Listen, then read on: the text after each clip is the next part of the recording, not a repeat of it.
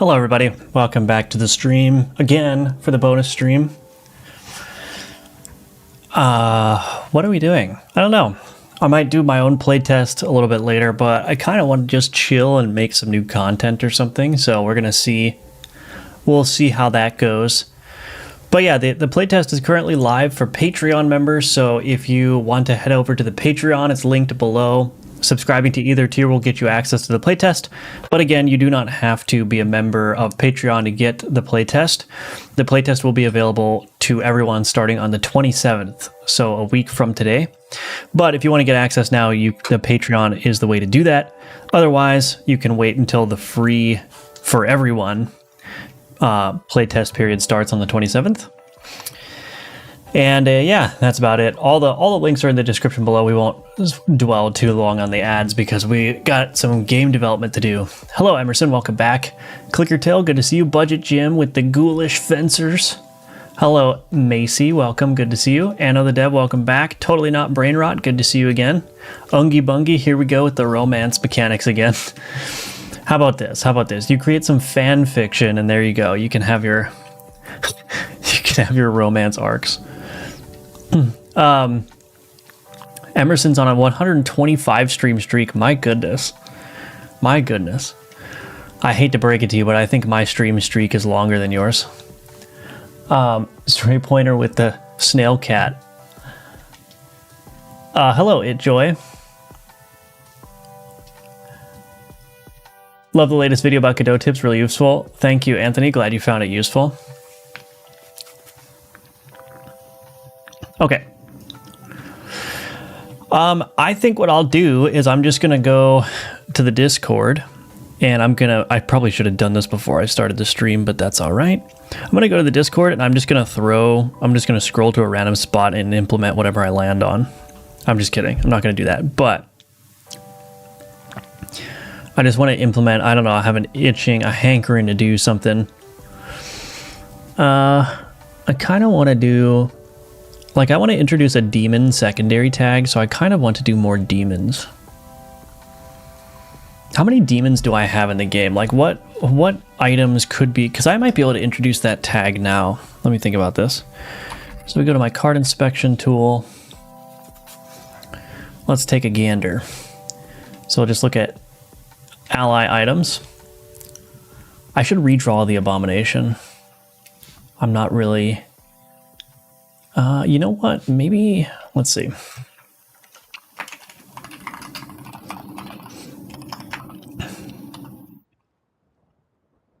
Maybe we'll do that. Maybe not on this stream, but I've been going through just updating a bunch of the old art. What is the one I updated? I updated the salamander. I updated the salamander. I mean, I implemented a bunch of art, but the salamander is one notable one. I think it just looks much better now. Oh, I can't inspect from this screen. Anyway, so what do we have that could be considered demons already?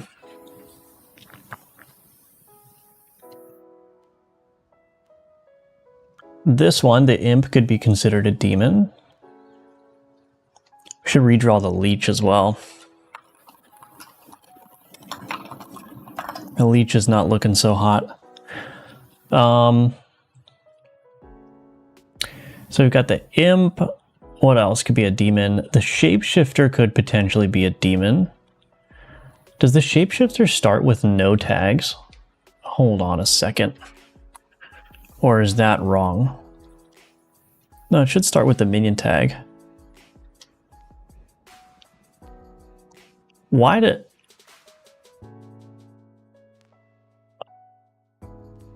Was I just looking in the wrong spot? Oh.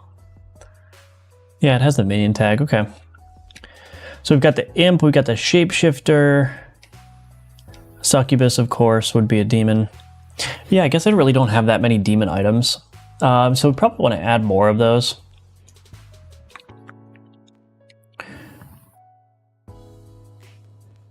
Yeah, probably want to add more of those. Okay. Oh, Perceiver could be a demon. Yeah, that could be a demon for sure. So we've got, what, 4 things that can be demons? The Abomination, I'm trying to think. Probably not that one as a demon. Phoenix. No, that's not a demon. Oh, I gotta redraw the slime too.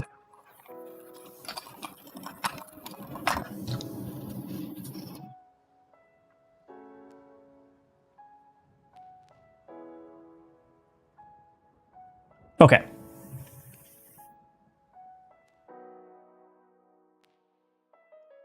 Do I want to do another demon? Demons will be hard to do, I think, but Capra demon, perceiver looks like a demon. Yeah, that's true. Do you stream multiple times a day? Sometimes. Usually it's just once a day, but sometimes I'll do a bonus stream in the afternoon like we're doing now.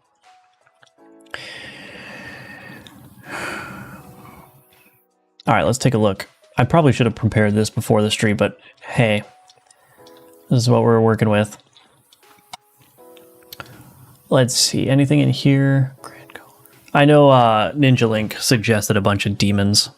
I did want to do like a Wendigo.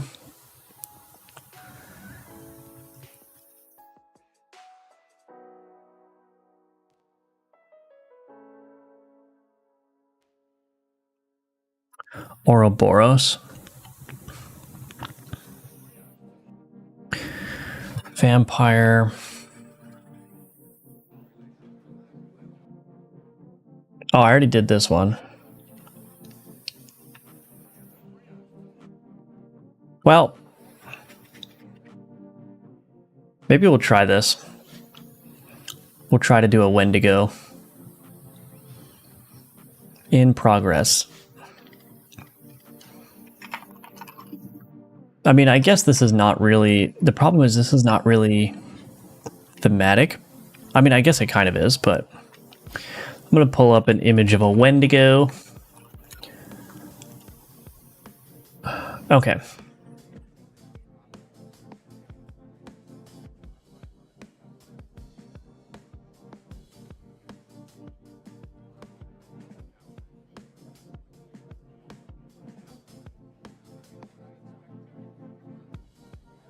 Well, let's see what happens.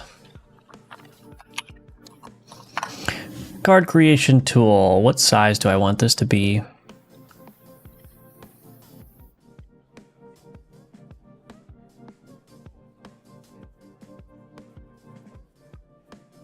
Two by three, 3x1.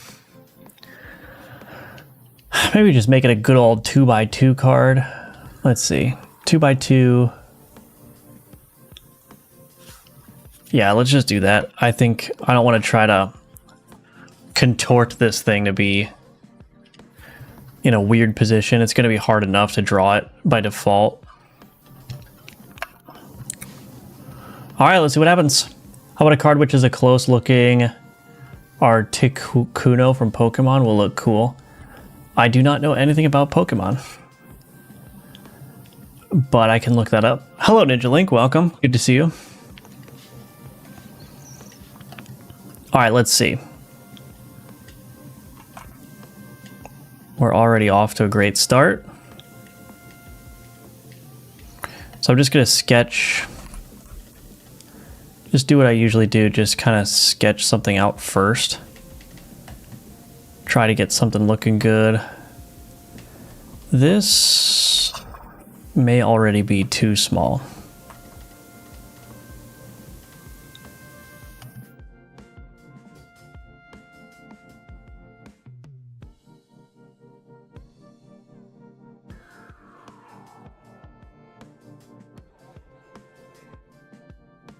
Maybe not.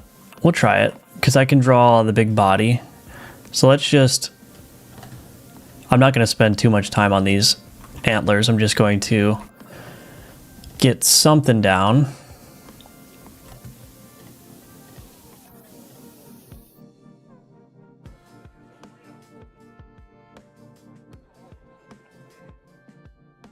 That looks kind of good. Okay. Now let's see if we could do... So we're going to have like the shoulder here.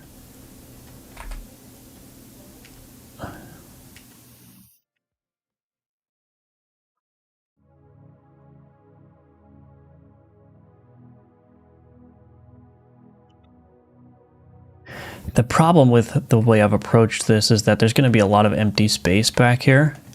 Unless I can like push him down this way and make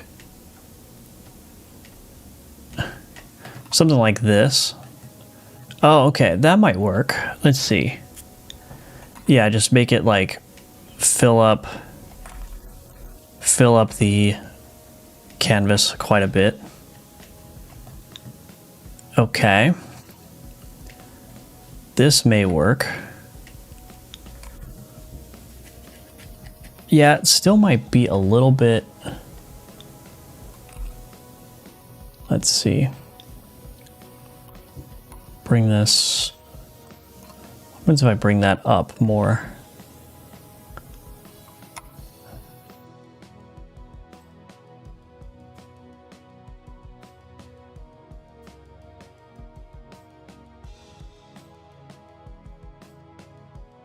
Oops, what is that?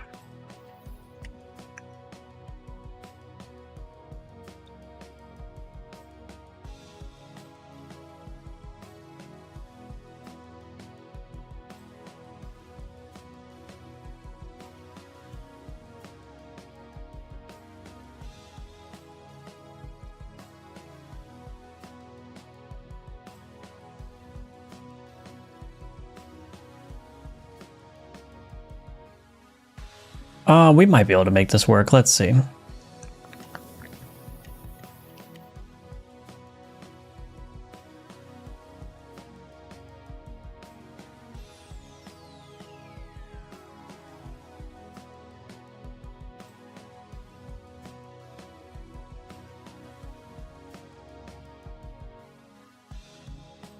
Yeah, I feel like the head needs to be bigger.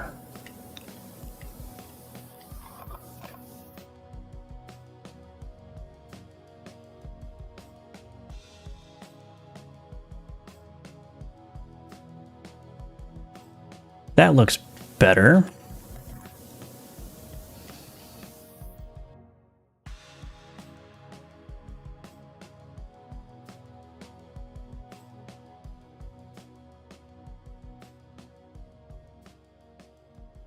We can make like a tail come up here.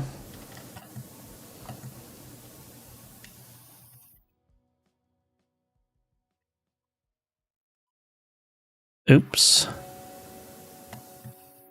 Ooh. That's looking a little bit freaky.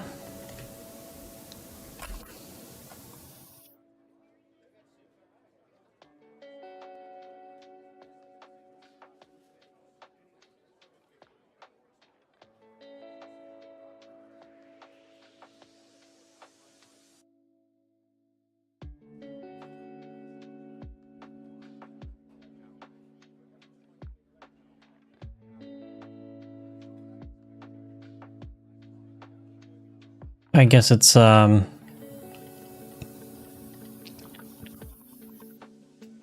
own little take on a Wendigo. Doesn't quite look like anything that you'd see on Google, but that's okay.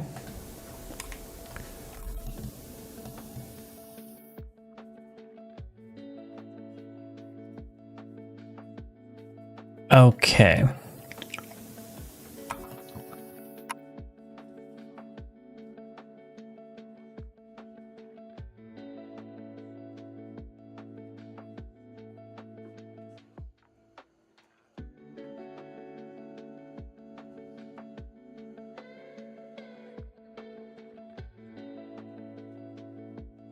These feet need to change.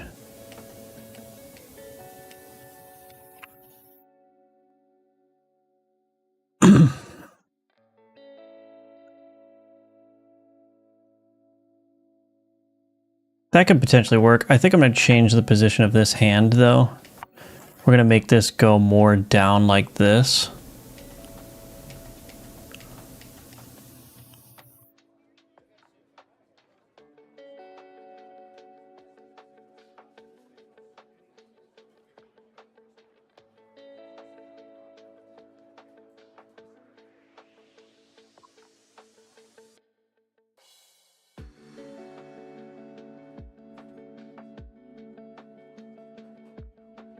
This hand here, this is supposed to look like it's curled up.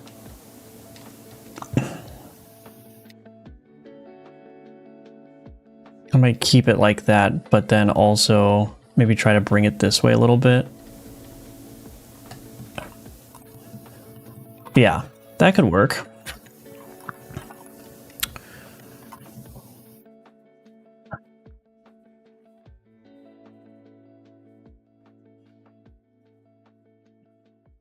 Ew, this guy's looking pretty creepy.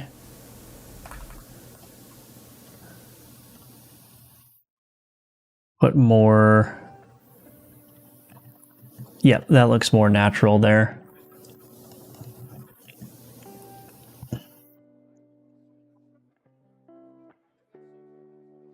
Do I want to put like something here? The problem is that may have the effect of like reducing the clarity, so I might not put anything here. We'll just keep that black. Yeah, I may just keep that black. I could potentially move this over, but maybe not. Okay, before I get too detailed on everything else, let's increase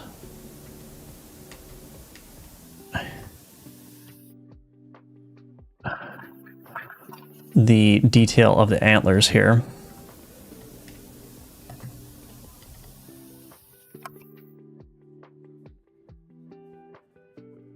No, I don't like that. There's something wrong about that. Let's try this. There we go. It's too thick. Thicken it up at the base and then bring it up more there.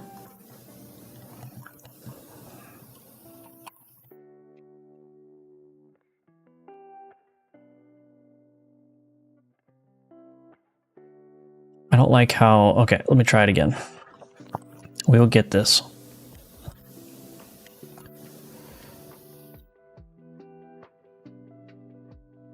Oh, come on. There we go. Okay, that's looking more like what I want. Kind of. Maybe not.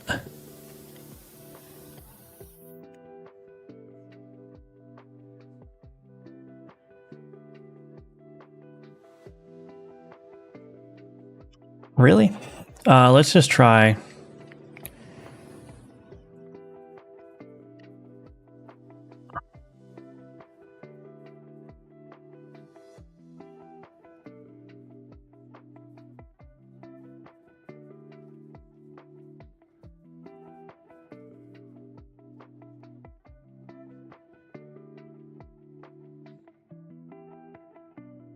Yeah, we could try something like that instead.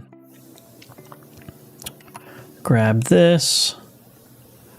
This is kind of like in the background a little bit, so it's going to have a little bit of a different perspective.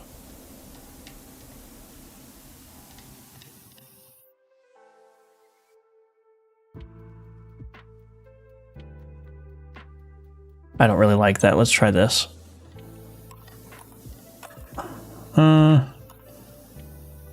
Gosh. I was going to be here all day drawing antlers. Okay, let's try again. I think this shape is pretty good. I think I just need to figure out how I want the actual branches to come off of here. Oh, that's close, I suppose. Actually,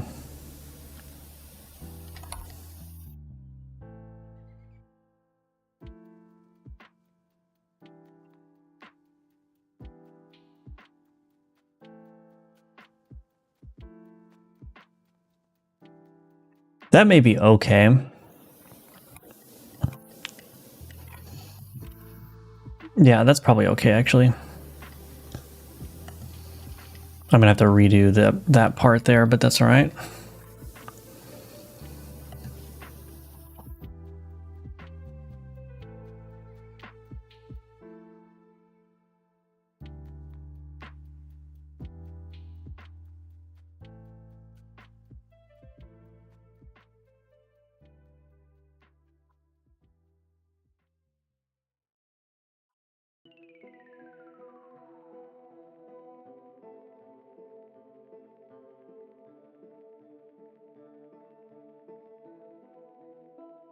Okay.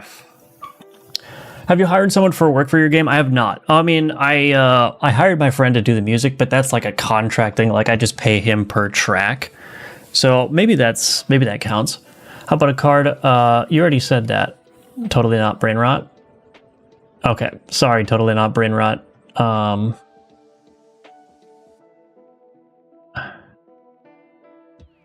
You're spamming, so I'm gonna have to mute you for a second.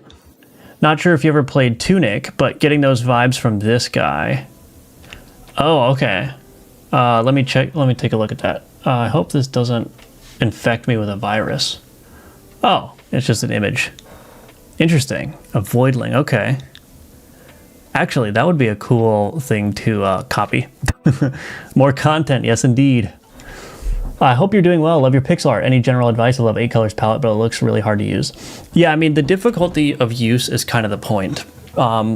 So I have a pixel art tips video on this channel, but the whole reason why I'm using a limited color palette is not only does it look really good when it's... So there's a couple of reasons, right? It looks really good when it's used effectively because it forces you into a coherent art style, right? Like you kind of get a coherent art style for free almost by just sticking to a color palette. And that really helps with the visual interest and the visual consistency of your game. So that's one reason. The other reason is that the fact that it's difficult to use really does help you get better at pixel art. So by struggling with a limited palette and trying to make it look good, you learn a lot about like fundamentals of how to draw everything correctly and how to represent the shapes well and all that stuff. And that is very, very valuable. And the other thing too that's important, I think, is the limited canvas size, right? Like if I were to make this, for example, this Wendigo here, super detailed,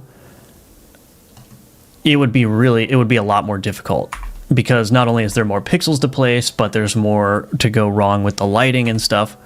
So the constraints are a big part of how I personally have learned pixel art. And the constraints are also good for the presentation of your game, like I said, because it creates a consistent style for free, basically.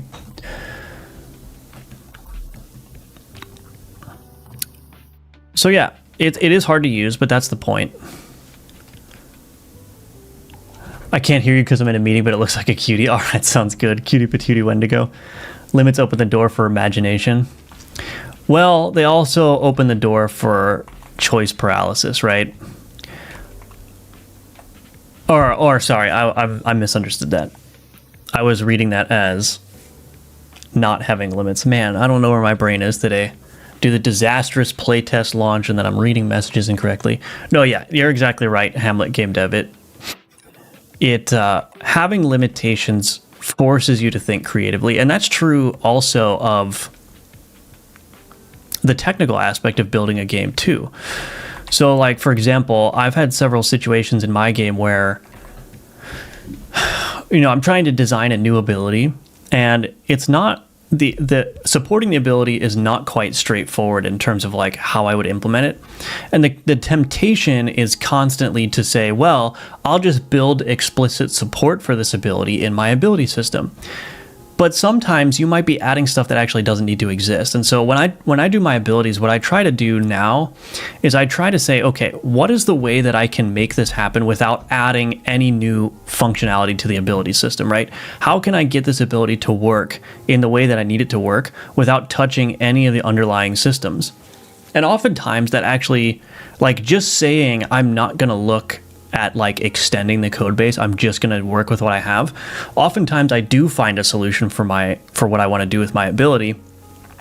And not only does that not clutter up my ability system in terms of its feature support beyond what is necessary, but it also opens the door to thinking about other types of abilities I could implement using the things that I learned for that ability, right? So I might discover a new way of like using a certain set of abilities together that creates an intended effect, and then I'm like, oh, well, I can use this to do all these other things too, right?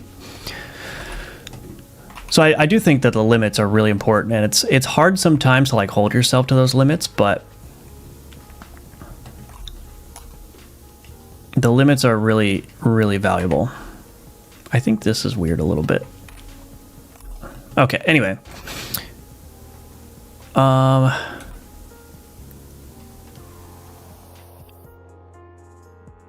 Trying to think of what I want to do here.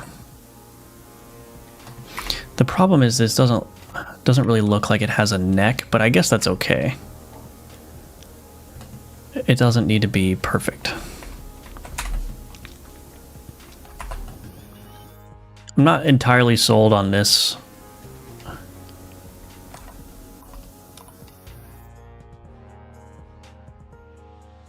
This one here.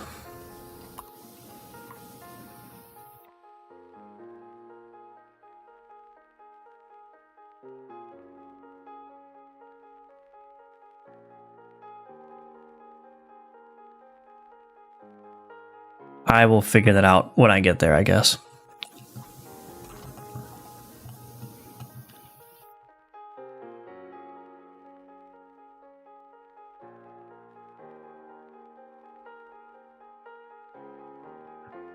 Well, I think the shape is basically there.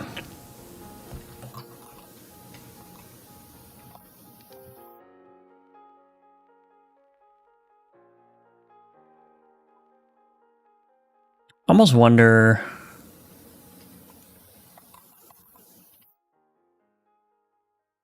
What if I made this like a bone tail?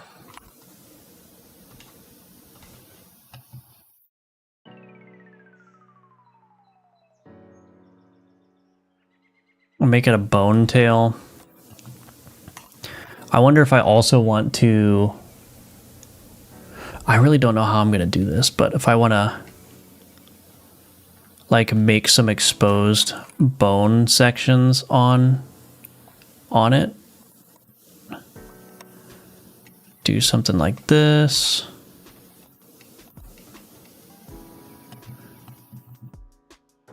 So I'm just going to start, let's see.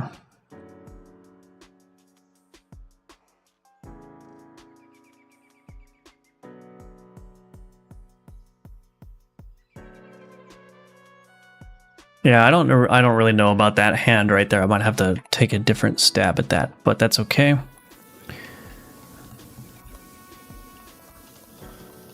Oops.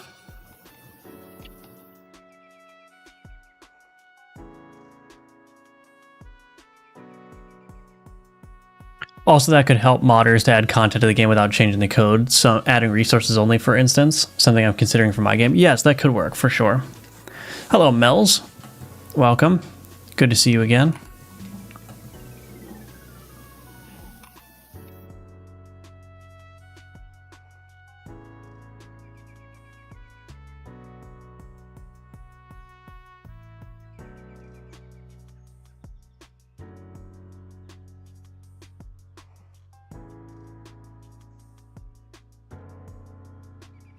I'm also trying to make a more conscious effort to use like heavy shadows. But let me just do this real quick. I'm just going to stage this just so as I go in and start working on this, it's not gonna, I can always go back, you know. So let's just get some very rough highlighting done.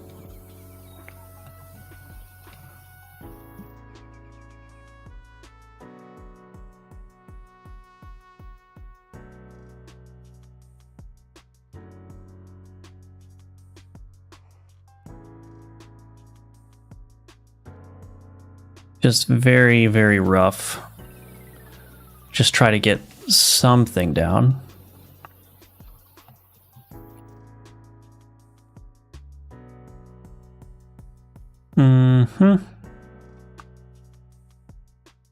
We'll see how this one ends up going. I don't know about this, but This is usually how I feel whenever I do new art. I'm like, I don't know about this, but usually with enough finagling, it ends up being good enough, at least.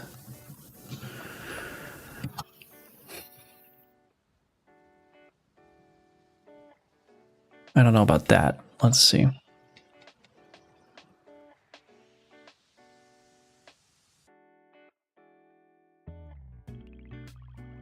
Yeah, we'll try that out. What else? Actually, you know what I could do? I'm gonna use my werewolf as like inspiration here for how I should shade this, because I also want to make this thing a little bit fuzzy looking. Werewolf. So let's see what I did here. Okay.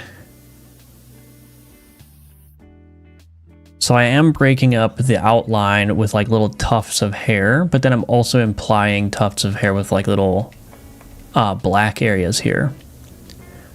And of course on the face there's like fur. So let's see. So yeah, if I do something like this, can I do...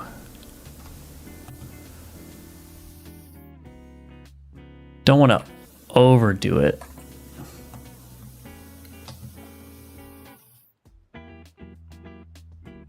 Yeah, that's the tricky part, is not overdoing it.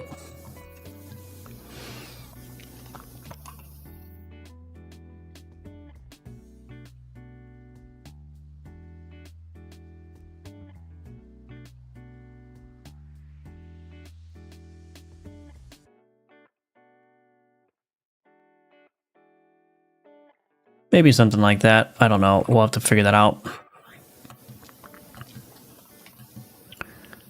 We can do something like this.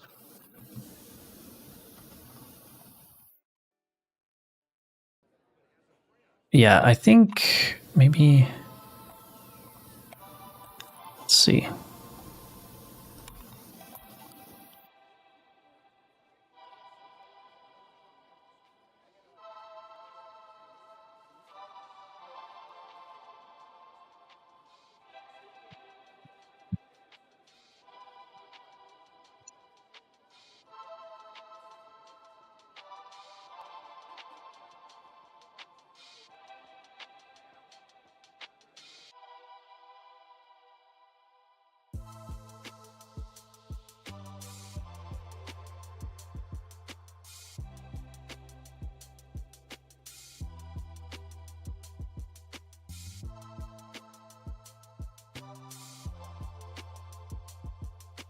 I really don't know if I want to keep that.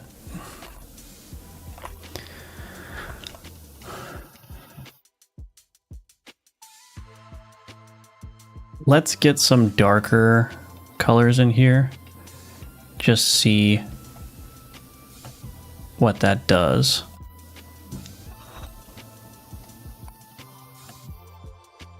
So yeah, it's gonna be probably a lot of just trying things out.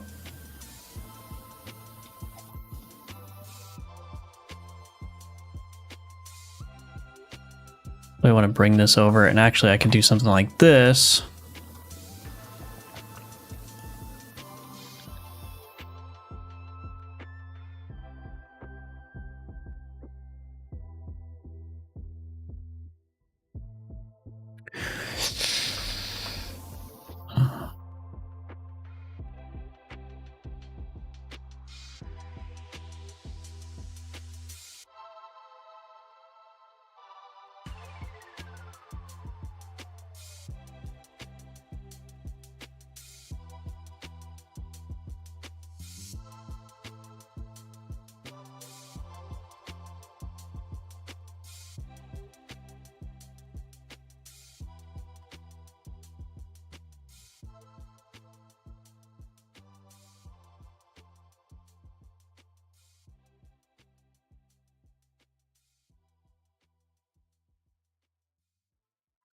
Yeah, I don't know. We'll have to figure it out. We'll have to figure it out as we go. That looks weird.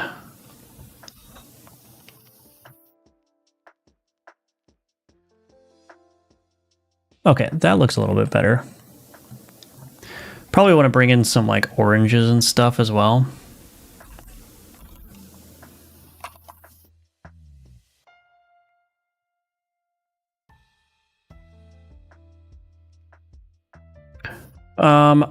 I'm not gonna try to do this detail. That's gonna be too much.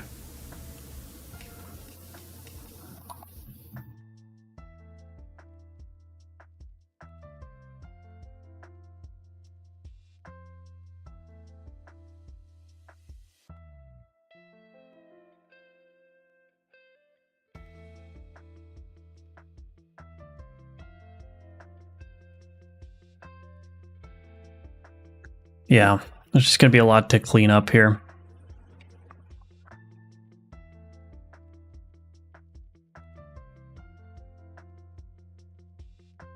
But we'll just get the basic shading down and then we'll see how it's working. Just get the basics down.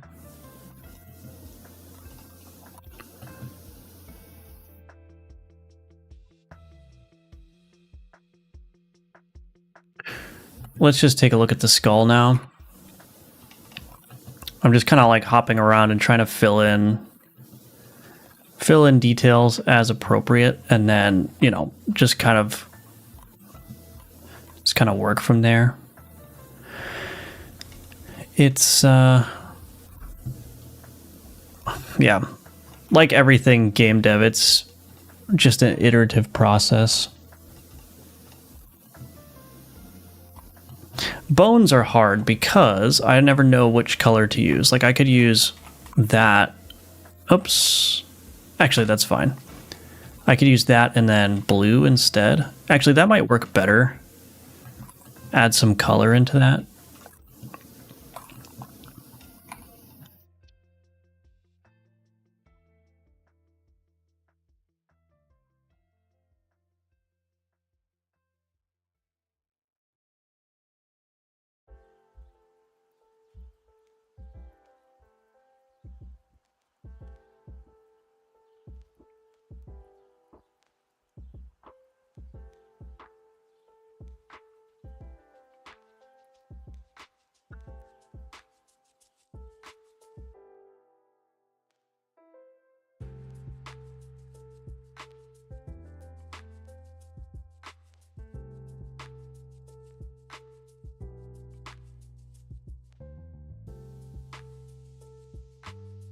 Well, I don't know.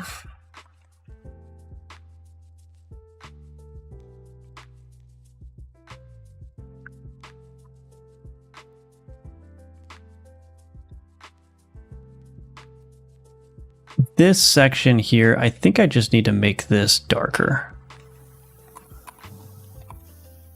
Almost wonder, let's just do this.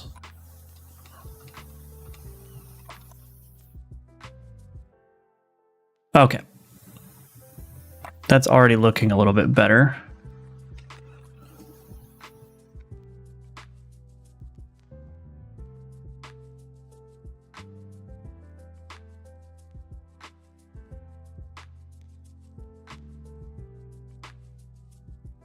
Maybe just create some dark chunks up here. Okay. We might be able to make that work.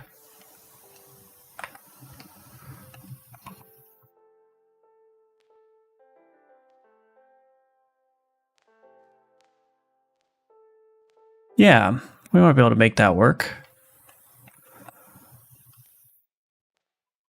This feels a little bit weird.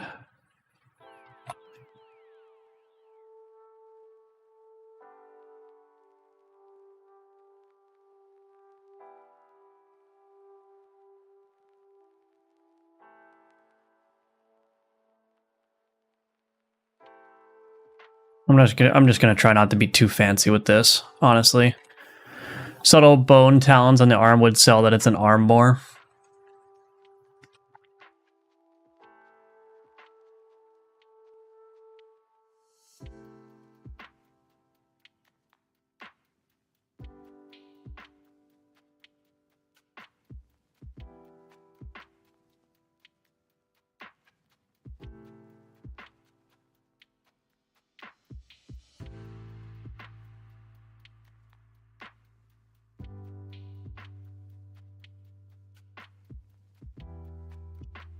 Okay, I think we're getting there.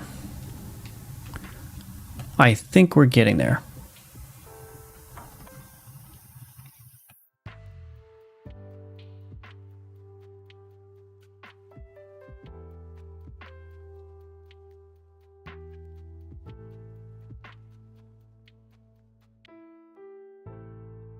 Playtest is for patrons only, right? Yes, for now it is, yes. But you will be able to play it a week from today. So playtest open again? Yes, it'll be open a week from today, or you could subscribe to Patreon. Demonic Rudolph the Red-Nosed Reindeer meant as a compliment. All right. I mean, I'll take it. Hello, Tangible Animations. Welcome. Good to see you. Hello, Marcio. Welcome. It's going well. How are you doing? How are you doing?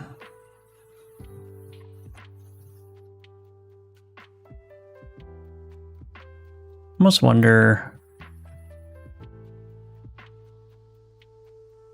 I should just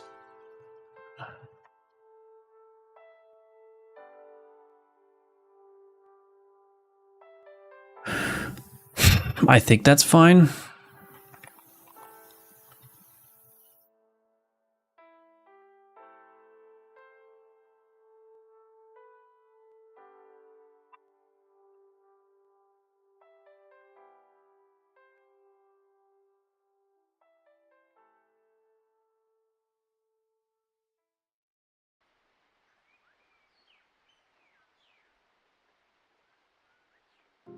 Well, I'm not super happy with the skull either. Always something.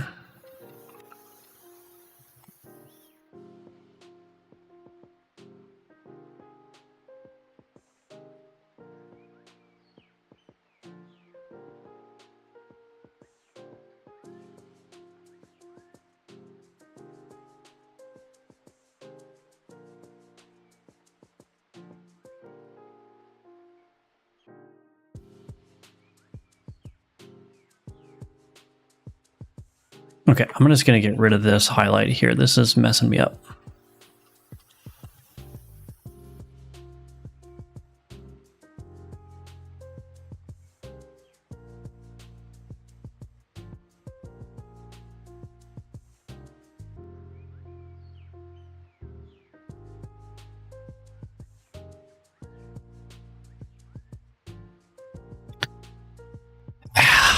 Don't know.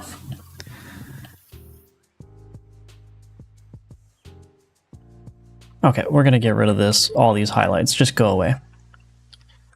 Let's do the shadows first. Just see if we can get those looking decent, and then see if I can tastefully apply the highlights.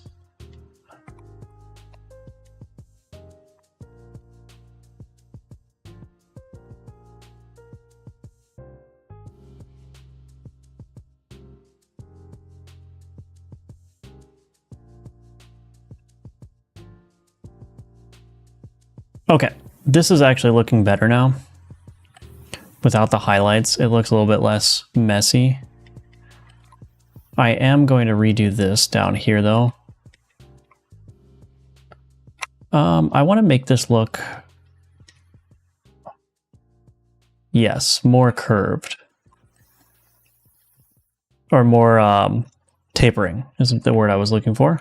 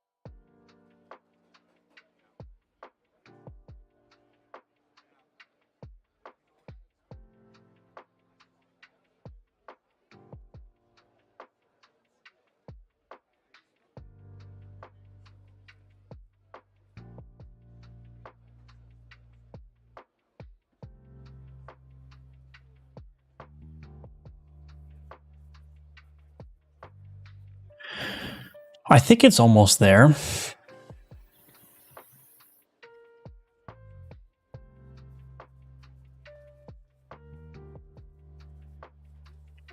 Just saw Asymmetric's comment on your latest video. Can't stop laughing. Yeah.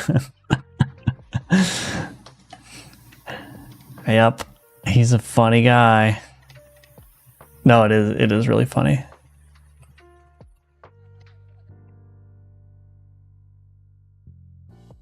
All right, let's see if I can do...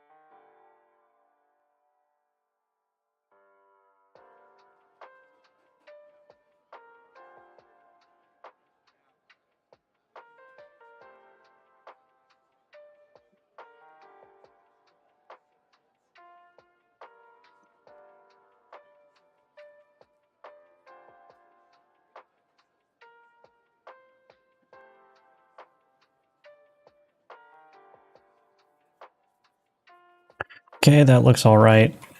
Bring that down there.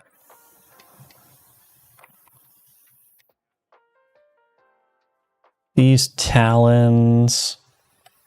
I just wonder if I should shrink them a little bit. Yeah, maybe I should actually.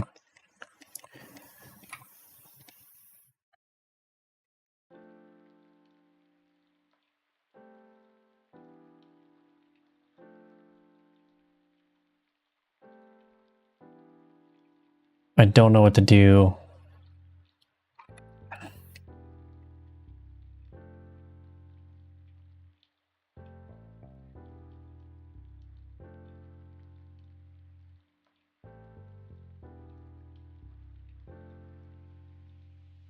Nope. This is going to be difficult.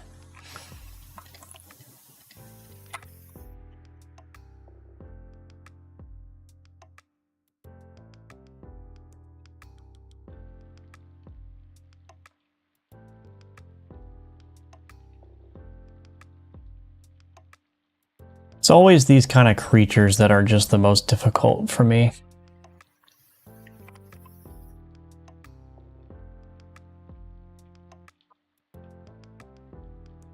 Just discovered your game and I love it. Thank you, Campidelli. Appreciate that. Thank you, thank you. Learning Godot and found your game and channel really gives me a lot of happiness to see such a great game made in Godot. Love your work. Thank you. I'm also a developer and trying to create my first game, just struggling to learn pixel art. It is a struggle. I mean, look at what I'm doing right now. I'm just struggling through. I think this is getting there though. Like, I think if I just, it's like very close to being good. I think it's very close to being good. What happens if I just sprinkle in just a handful of that orange? It feels weird to put an orange one when it doesn't have any red next to it. So maybe I won't do that, but maybe I will. Yeah, maybe I'll just do that. I can put another one there maybe. Put one down here. Maybe, let's see. Okay, that's looking a little bit better. We'll make this talon look like it's coming head on, applied directly to the forehead. There we go. Okay, that's looking all right. This hand is just a little bit weird. I think what I'm missing for this one, firstly, what happens if I bring this out, make it look like it's coming out that way, and then if I do just like another one in here, no, that's not going to look right, is it? I have to, okay, let's redraw the hand. Let's just redraw that one. So what do I want it to do? Let's maybe just make it go out this way. Go out this way. We do another one there, and then we do one. Yeah. We do something like that.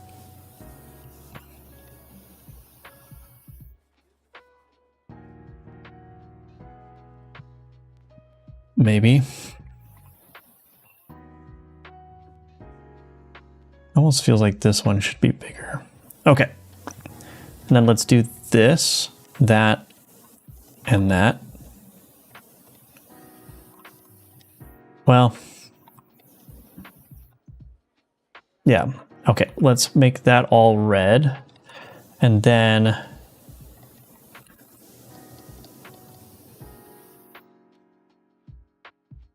do this, insert some additional separation there.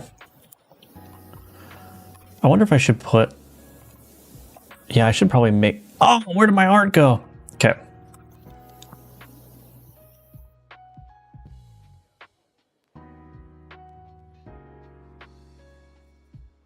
That looks better. I'm gonna do this. I'm gonna make this talon darker. That one, that one.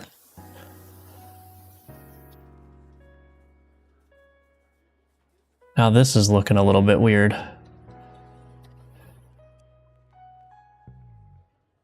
Okay, put this here.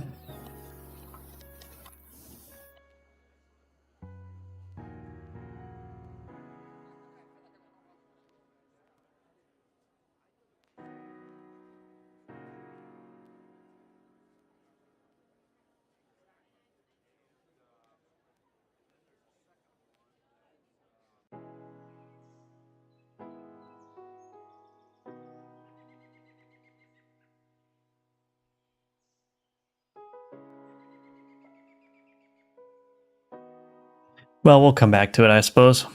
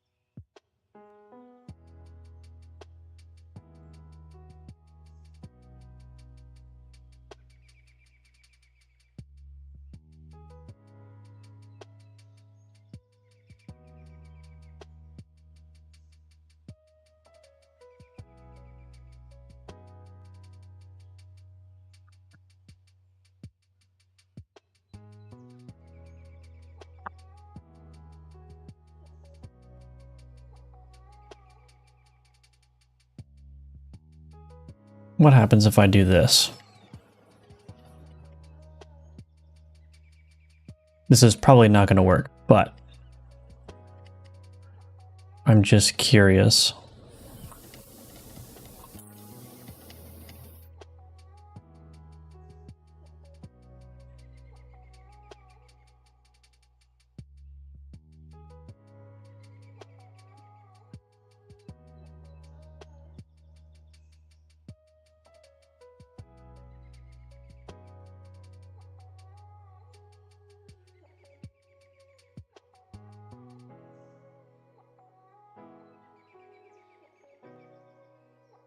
Probably too much white now.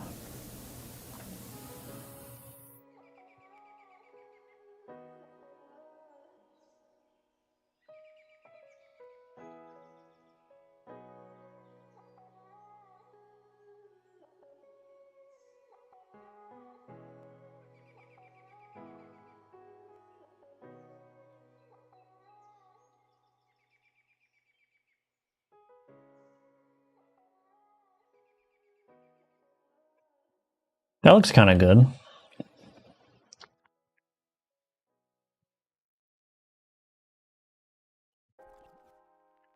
right, we got to figure out what to do about this other hand, though, now. What are you talking? This is fire. Thank you.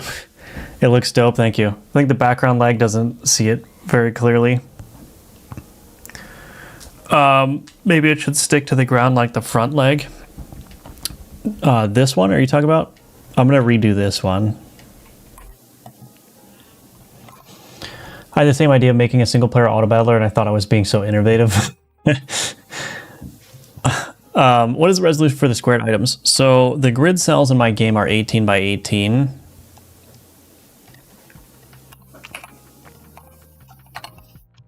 So, but that is the entire card needs to take up. So in this case, this is a 2 by 2 card.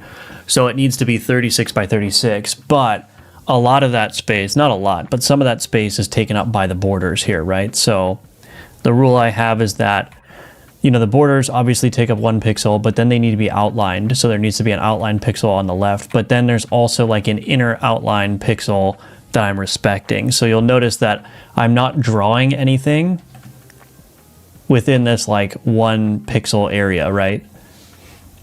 So that means that the effective space for a card of this size is, apparently it's 30 by 30.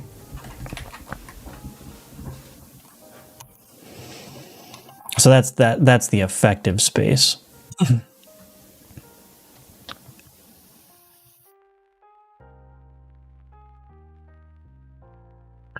Let's see what I can do. Just applied almost 2.6k poison in a single combat with 2 phylactery. Looks like that still works as expected. Oh, really? Is the phylactery still strong? Wait a minute. I already forgot how I reworked the phylactery. Let's see. Apply, repeat for each 5 poison stacks applied to any. Oh, I see. Might have to nerf it again. Did not expect to see the stream running when I booted up this evening. Welcome, Johan. Good to see you again. The Wendigo, I mean, it's getting there. I just need to get this last. I do want to try to do something like, I want to make it look like it's curled or something. But I may not be able to do that. So what I might have to do is just...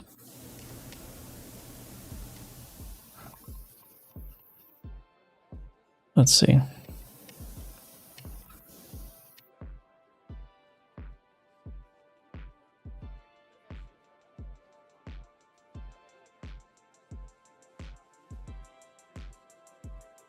Can make it look kind of weird like this. Ooh. Oh.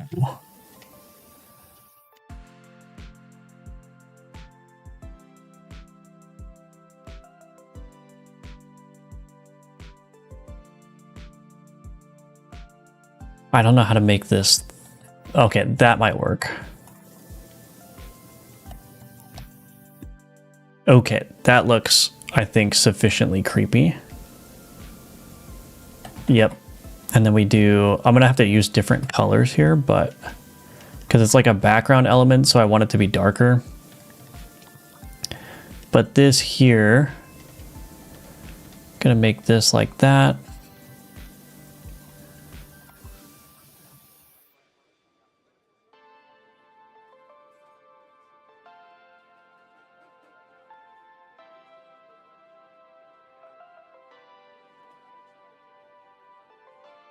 This is going to have to be really dark because that's going to be distracting. Maybe I'll just make that.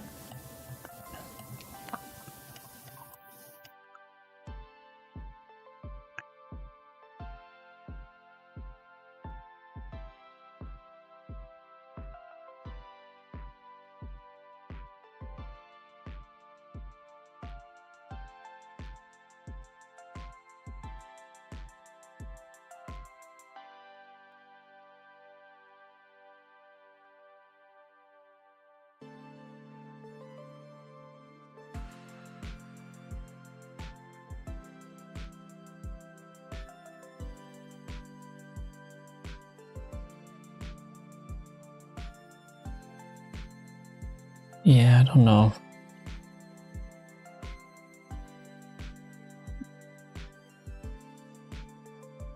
Wonder if I should even do any shadow there.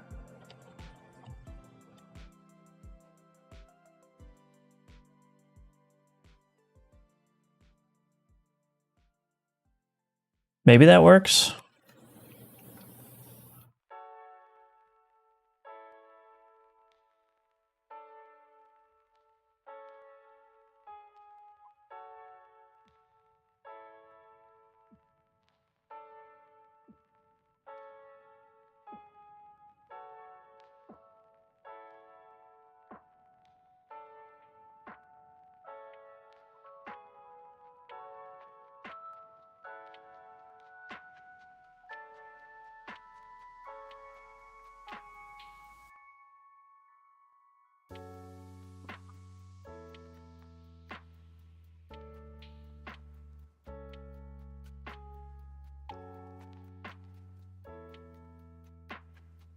Let's try moving it over just a little bit. Ooh, that creates the separation that I wanted. We can create a little bit more.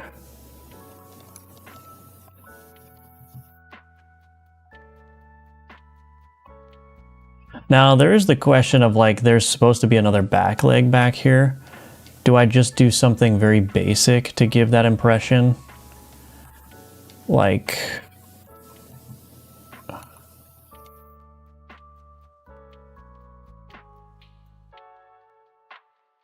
well, that's not looking great, but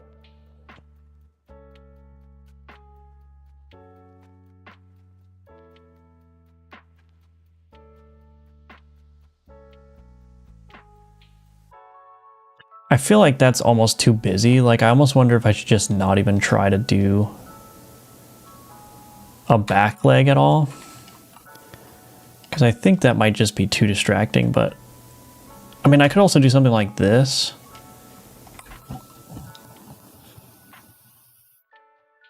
Yeah, I feel like that's just going to add too much noise. Let's see.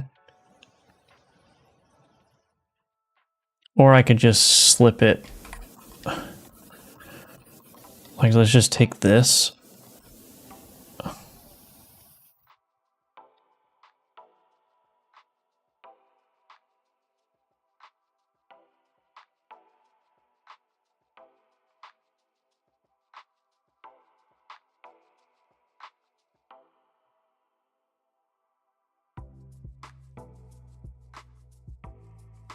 I feel like that just looks weird. I think the implication is there that there's another leg. Now, the other thing I want to do is I think I want to darken these. Let's see, darken. So we'll do this. Then we'll take this. Do I want to do that?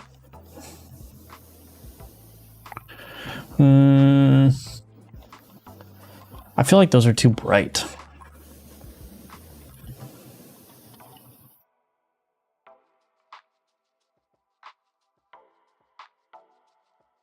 What if I just go all the way on darkening them? Just do like that.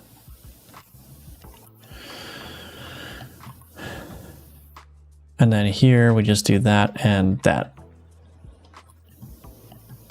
Can also maybe... That'll probably work.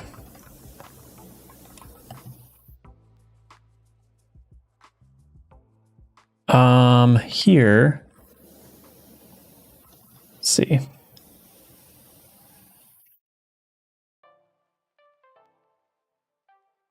No, I think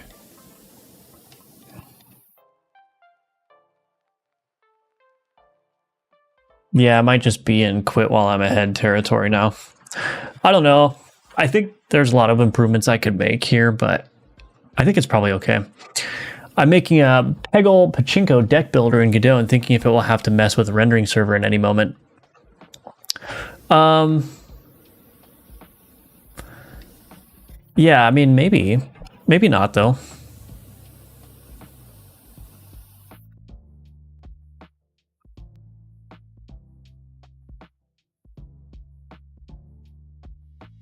Okay. How does it feel having the final demo version out? It's pretty good. I mean, I think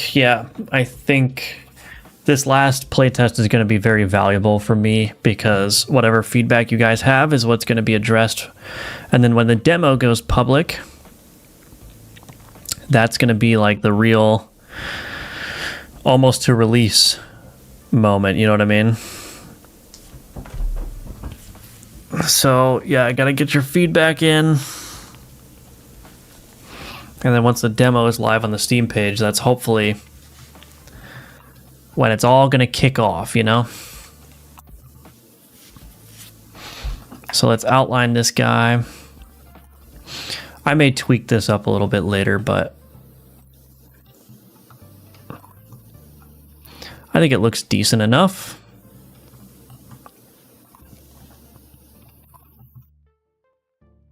The Wendigo. All right, let's export that. Planning on updating it with more content depending on the playtest results. Yeah, definitely more content. I'm just gonna fill all my screen real estate with Alchemortis.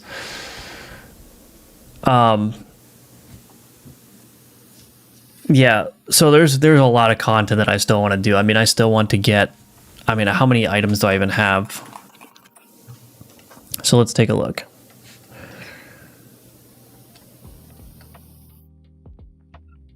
Uh, 228 items in the game. So by release, I want to be close to like 350. And that's not including all the other content, right? So that's 350 just items in the game. And that would be across enemy and player items. So I want to get to 350 before release, at least. And then I also want, that's just the items. But I also need to build probably dozens more legendary abilities. Lots more board effects, a lot of more artifacts.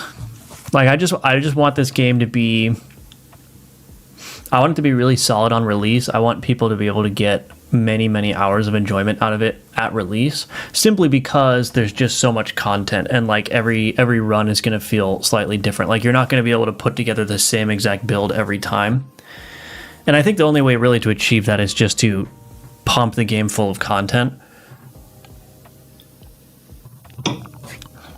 I want, like, what I really want is I want you to feel like you're creating a unique build every run. Like there's something slightly different that happens, or you can't quite get the build that you want, so you have to improvise. Because I think that's what's gonna, at least that's when I have the most fun in this game, right? I have the most fun in this game when I'm like, I'm trying to chase a certain build, but the game throws a curveball at me, and then I go, well, actually, I may be able to use that, you know, and then I can like try to work around that, and or maybe I get like a run-defining artifact, and I can build around that or something. So, yeah, that's how I want the game to be, but I think the only way to achieve that is to like have lots of content.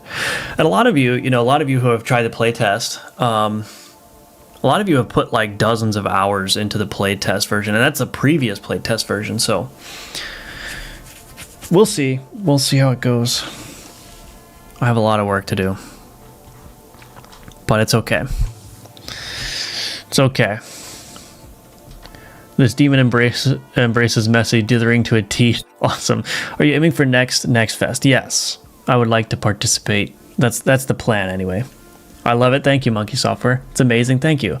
Why is your Godot like different? Well, I have the panel set up differently, and also I've got different colors set. But I just moved, mostly the changes, the panels are moved. All right, so we got the Wendigo. So I might just start. Well, I should probably do more demons before I introduce a demon tag, but this is a 2x2 item. We're going to make it a minion. How many minion rituals do I have? Let's see. I feel like I use that combination quite a bit.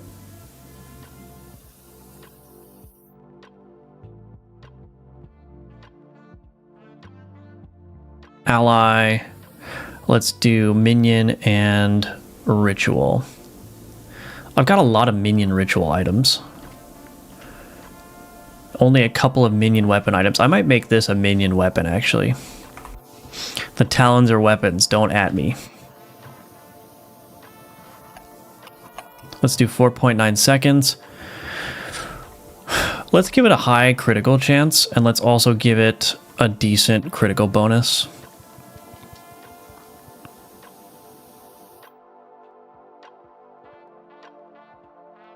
All right, now the hard part is figuring out what abilities you want for it. But let's see what it looks like in game first. And by the way, like I said earlier today, all the content that I add this week will be added to the playtest. So the Wendigo will be added to the playtest, as well as any new artifacts or anything that I do.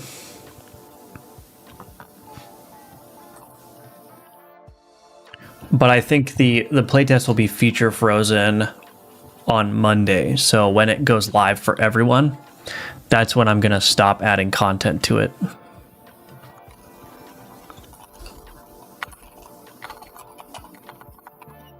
Wendigo. There we go.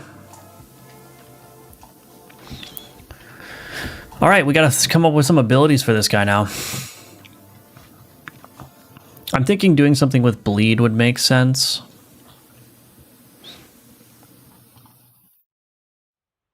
Let's see, what do we got for ally bleed?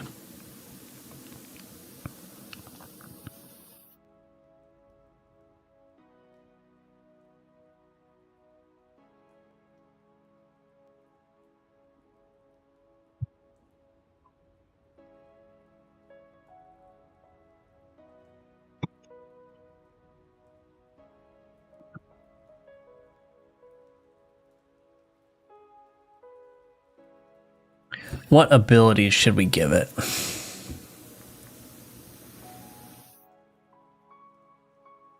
Where did it go? What do you mean? Hello, Dozy Burrito, welcome. Is that a joke that I'm missing? Wendigo's here.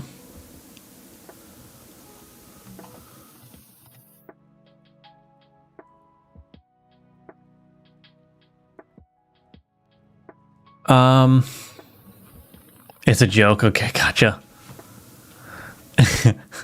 Wendigo is said to have a heart of ice, perhaps paralyzed. I do have a lot of paralysis, that's the thing. I mean, I guess I don't have a whole lot.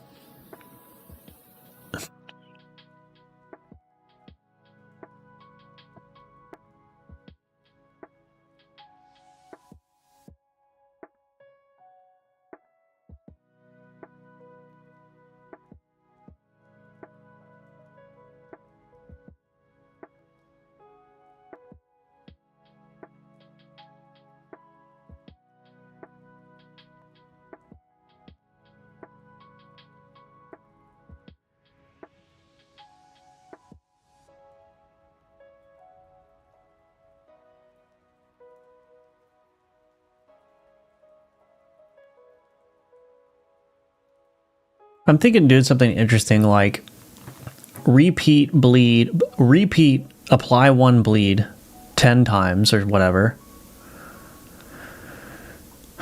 And then maybe not. Maybe so I was thinking like it applies one bleed 10 times and then it deals damage, like deal 1 damage per instance of bleed or per bleed application, something like that. We also want to give it maybe some kind of innate ability. Let me think.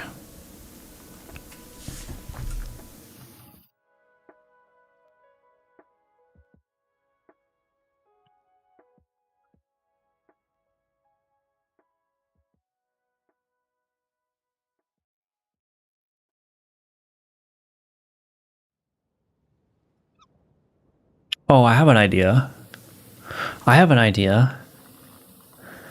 Give it an innate ability, like something like bleed applications by this item always crit. Is that possible? What would that take to do? That would be interesting. Let's see.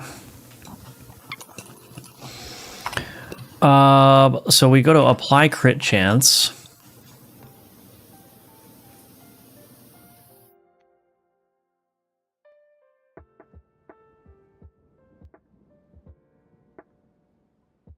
Interesting.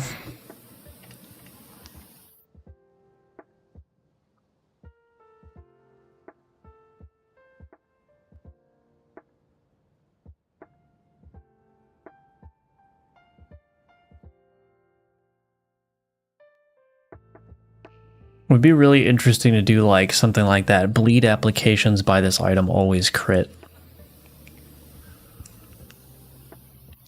But I don't really have a way of influencing that.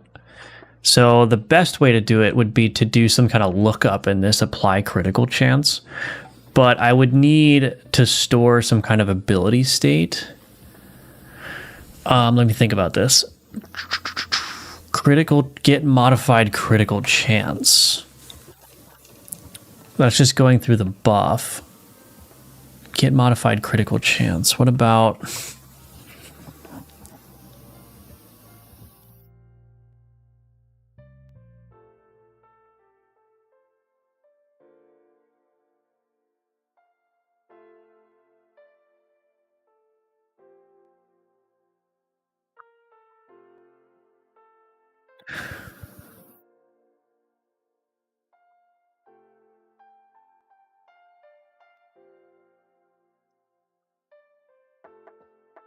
So it would have to be some kind of passive ability, and the passive ability would have to...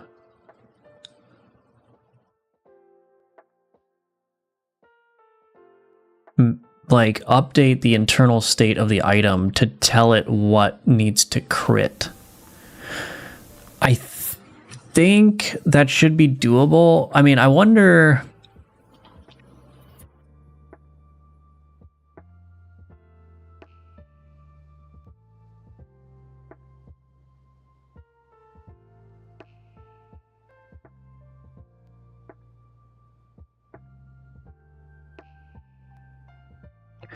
We do have like this I ability magnitude or modifier, I ability modifier.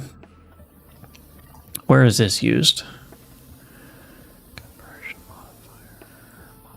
Modify ability magnitude.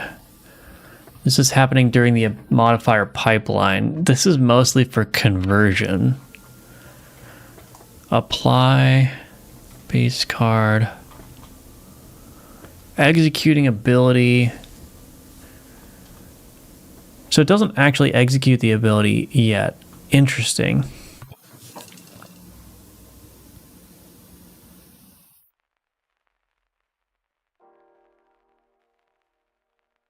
Modifier pipeline. Original modifiers.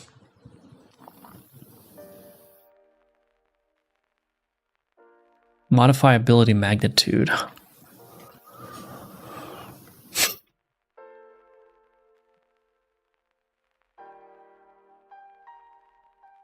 I don't know. Should I go through the pipe? Should I go through the modifier pipeline? The problem is this pipeline is just basically to change the magnitude of something before it executes. And then the execution happens here, which will then run the crit. So I actually don't think the modifier pipeline is the correct place to do that.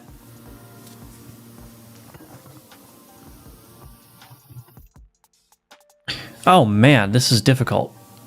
That's what my brain hears when you say Wendigo. Well, it's covered in claws and antlers. Bleed does seem appropriate. Yeah. Thank you for the tier 1 subscription. Thank you, Hive B. That's very appreciated. Thank you, thank you. Welcome to the stream. Great to have you here. That's very generous.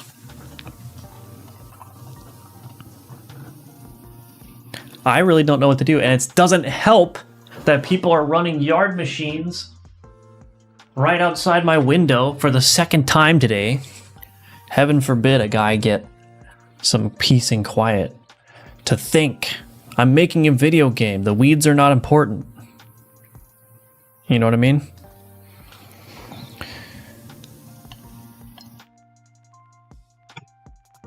Anyway, I really want to implement this ability. I just don't know how to do it.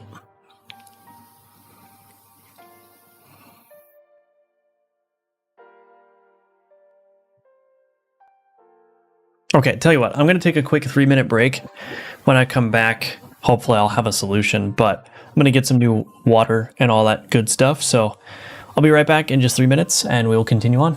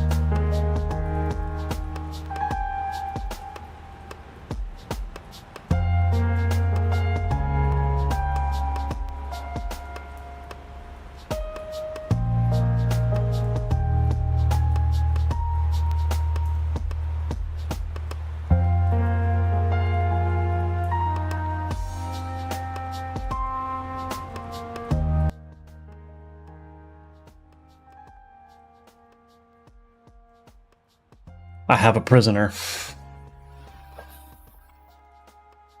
You're locked in here with me, dog.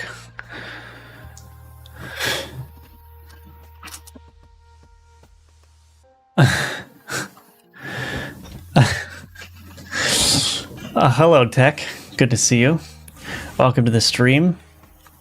We're just cranking out some Alchemortis stuff. Cranking that soldier boy, as some might say.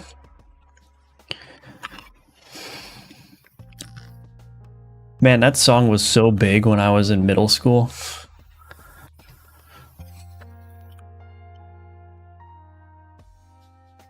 Got the demo installed to play after work? Excellent. Let me know what you think. Same class of 2015, yeah. Playtest time. I may do a run of my own when I finish this Wendigo item, but I really need to figure out how to get this bleed always critting to work. There must be like a clever thing I can do. Maybe there is a clever thing I can do, actually. Nope. Actually, I don't think so. So I essentially need a passive ability that basically says, yeah, I don't know. I might just have to build in some new stuff. So the good news is that this apply critical chance exists on the item. So that means whatever internal state exists on this item, on this card, I can access.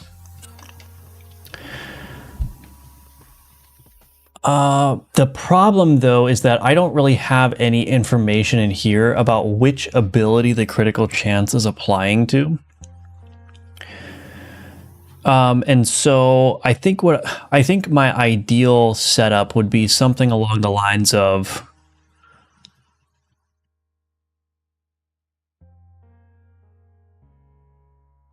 yeah, I think my ideal setup would be something along the lines of like, I mean, I don't know. I'm not really sure, but basically what I would do in here is I would say, I would do some kind of like var critical chance modifier is equal to new generic critical chance modifier. And then what I would get is I would get like the ability and the critical chance like passed in like that. And then what I would be able to do is I would be able to say if ability is bleed, if ability is bleed, I can just return 1F, otherwise return critical chance, right? Or I may want to do return critical chance +1. Well, this is a guarantee. So I guess the problem with this pattern is what happens if I have multiple critical chance modifiers all working on the same ability. If the Wendigo, for example, says, well, bleeds are guaranteed to crit, but then I have another ability that says the crit chance of blah, blah, blah abilities is like minus 20%. I don't think I'm going to do that, though.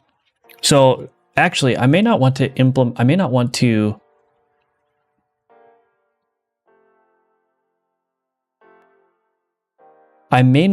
actually modify the critical chance like that, because that's just going to create a mess. Maybe if I just do it more narrowly and I just say, I can define an ability that will cause all crits for certain ability types. Will guarantee crits for certain ability types. Oh, I have an idea. I just run a while loop for apply critical chance and I just let it run until it crits. That's what I'm going to do. No, I'm not going to do that.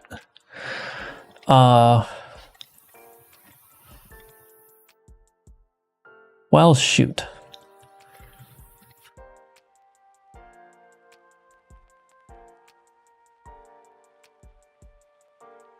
I don't have any data about... Oh, I just realized my microphone is super loud. Hold on. Oops, I forgot to change that back. Well, sorry for blasting out your ears. Hope it wasn't too loud.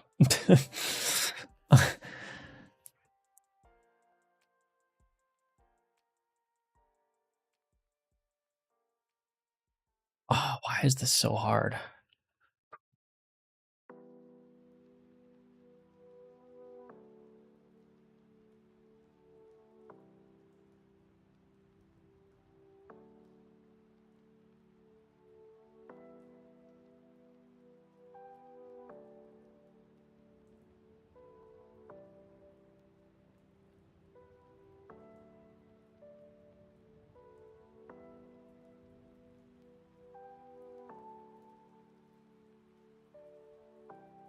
Am I storing?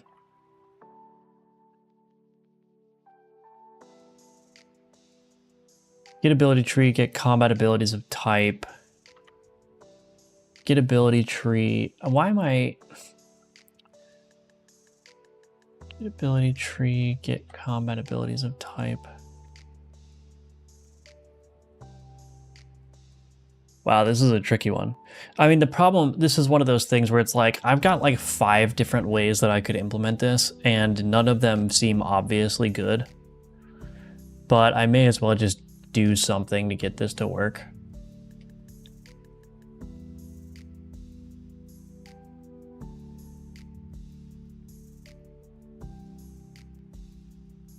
I could make it really complicated. Like I could create maybe like a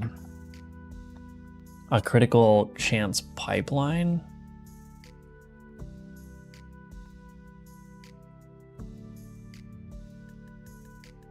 Critical chance pipeline.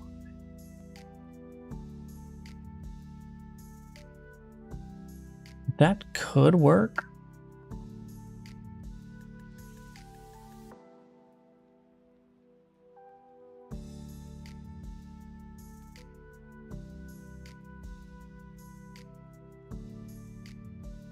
Oh, the other problem is I'm not actually going to have any data about the ability, right?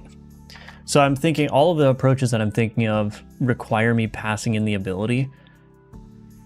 I guess I do. I guess I can do that actually. Am I using this dot target self?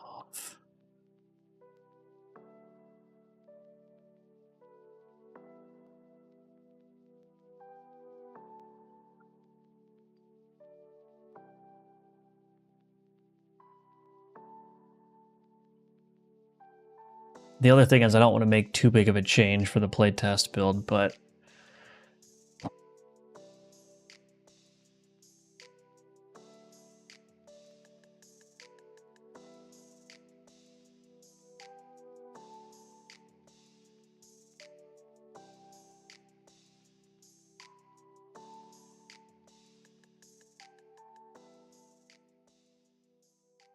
okay, let's just start doing something. I'm just going to start writing code and then we're going to see what happens. So I know that I'm going to want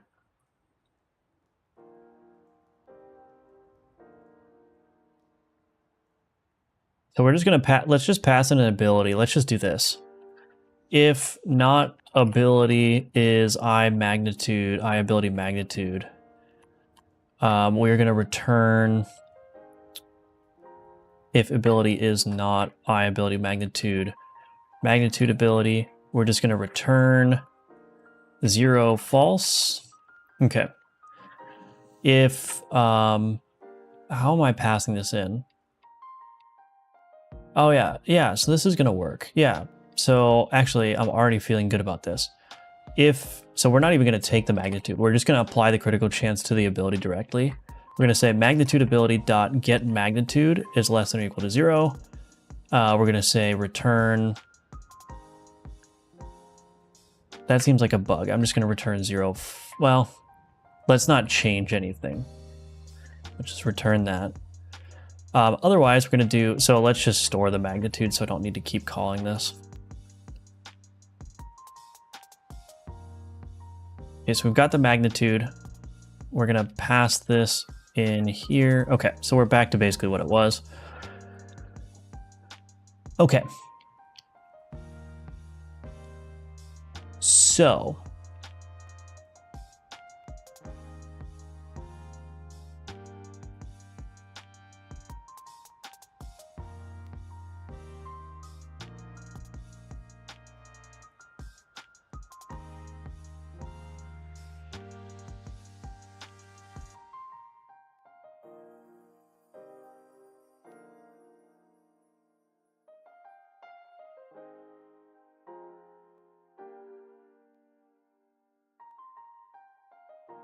Let's do this.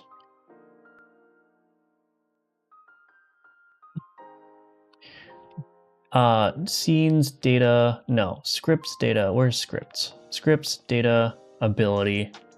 We're gonna do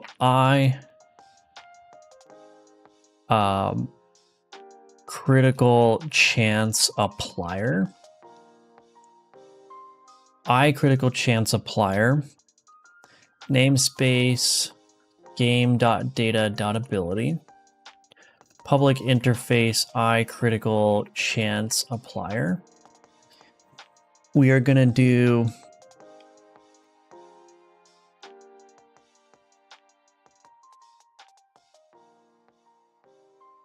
we'll just copy that method signature. Public int bool apply critical chance. So this would be, we don't need the public there, I don't think. Okay, now let's create another ability. We're going to call this one generic critical chance provider. Or no, let's just rename it. Rename generic critical chance applier. Namespace game.data.ability. Public class generic critical chance.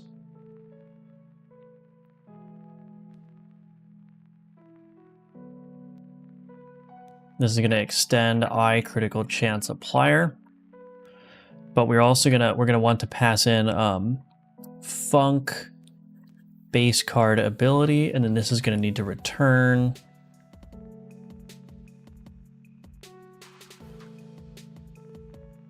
maybe I don't want to do that.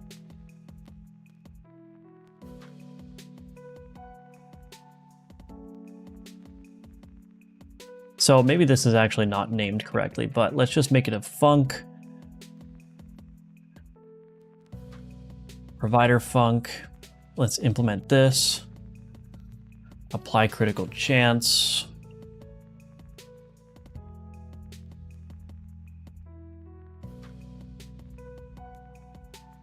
Return provider func ability.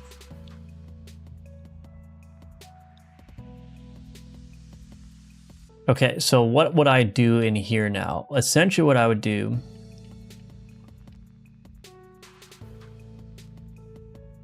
is I would do this. I would say, or all cached composed abilities that of type critical chance applier dot any x dot apply critical chance for ability. So we're going to check all of the register critical chance appliers. If any of them return true, it will be a crit. So we're going to do the random check as well as that. Now the problem is I don't necessarily want to do this the whole time. So where am I actually... Mark abilities dirty. Cached flattened abilities. Flush abilities of dirty. Here we go. Cached flattened abilities. Rebuild composed ability cache. All cached composed abilities.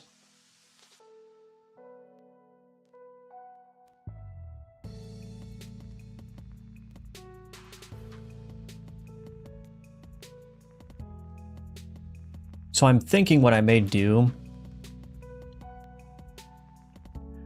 Where is that?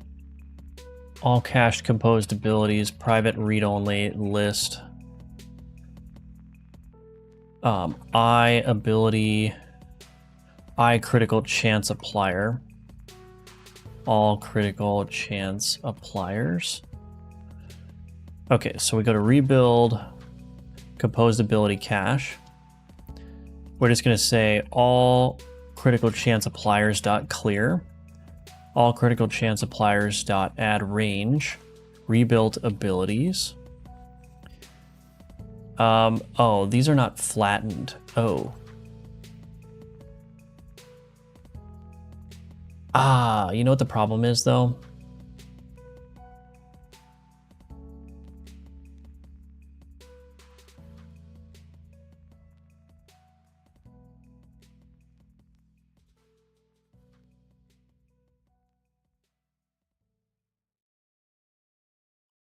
I need to make this ability work with the conditional.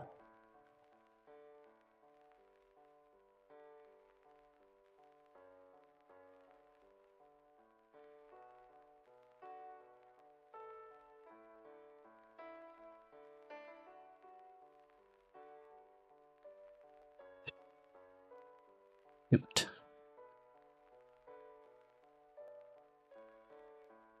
I mean, I guess I don't technically need to worry about that. Get all flattened abilities. Cached flattened abilities.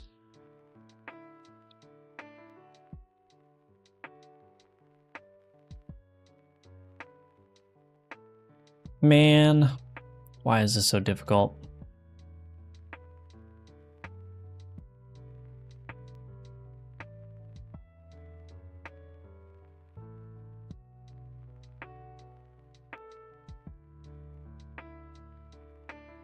I really don't want to scan the whole ability list every time I want to apply a critical chance, but I may have to do that.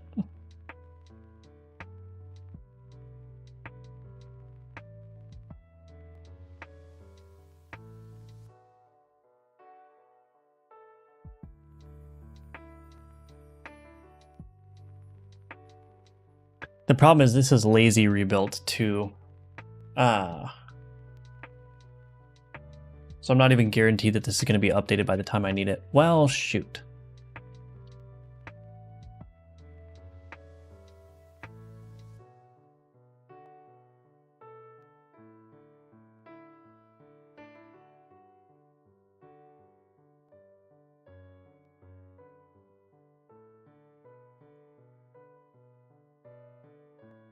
Hit combat abilities of type.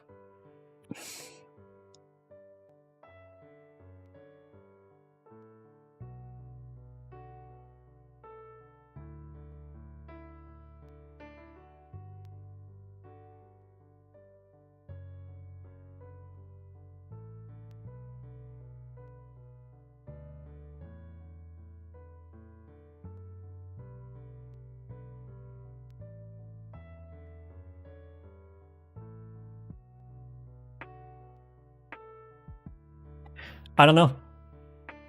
Didn't even notice. Why isn't guaranteed crit a crit chance of 1? Would that make all abilities crit, not just bleed? Yeah, that's a good question. The reason that I don't want to do it that way is because let's say that I have an ability that says that, like what I'm trying to do, Wendigo says that all bleed abilities can crit, but under the hood, all I'm doing is setting the crit chance to 1. You could imagine a situation down the road where I start building more abilities that modify the crit chance. And I might have an ability down the road that says, well, the crit chance of damage abilities is increased by 50%, but all of the crit chances of other abilities are reduced by 50% as well. So now my Wendigo, if it happens to gain that ability during gameplay, now the Wendigo only has a 50% chance to bleed when it says that it's going to guarantee a bleed, right? Or guarantee a crit. So that's one of those like things that, yes, like setting the crit chance to 1 would work for this narrow situation, but it's not robust to future changes. Like that is just a bug waiting to happen. And so that's why I'm taking the approach of just like returning out of here whether it crit or not, because then it doesn't matter what else is happening. As soon as I return true from one of these critical chance appliers, it's just going to go ahead and do the crit, right? But this is not going to work. So I'm doing all this like ability caching and rebuilding stuff for a variety of reasons, but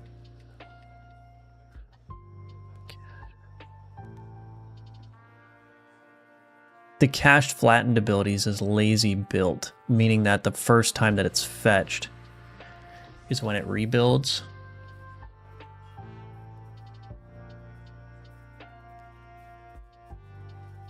Now I'm wondering if there's a better way to do this.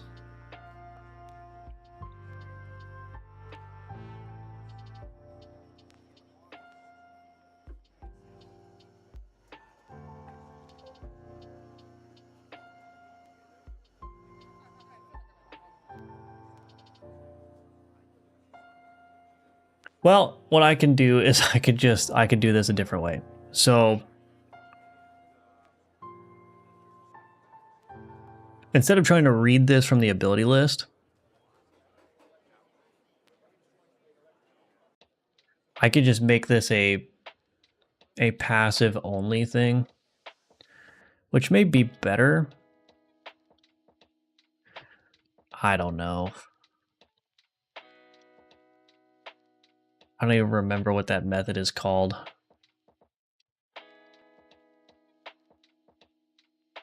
Here we go, reset non-combat modifiers. So in here, what I could do is I could do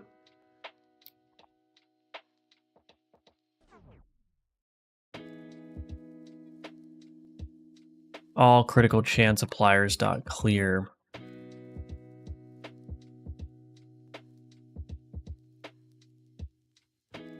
Yeah, so here's what I'll do. Let's rename this to critical chance appliers. I don't really like this approach, but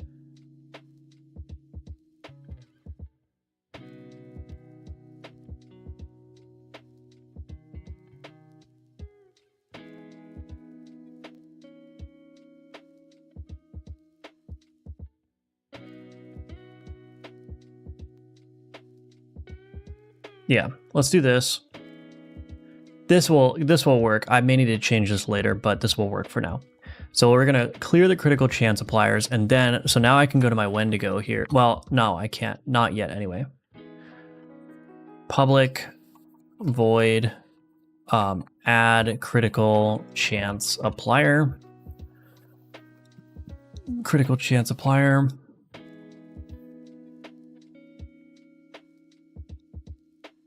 Okay. So now in here, this just becomes critical chance appliers.any, and this returns false if there's no elements, which makes sense. Hello, Real Crudo, welcome. Good to see you. Sorry I didn't read your message. I'm locked in. So, okay, so Wendigo, here's what I would do here. Basically what I would do is I would make this a new non-combat composed ability. And then I would take this and I would do generic ability is equal to new generic ability. Take the context in here. Let's do critical chance applier is equal to new generic critical chance applier. We're going to take the ability in here, and we're just going to return ability is bleed. And actually, this can be simplified. So we'll just do that. Okay, so generic, that's probably a bad name for that, but that's okay. So now in this generic ability, what we do is we do context.baseCard.add critical chance applier to critical chance applier like so. And then in the ability configuration, we do guarantee bleed crit.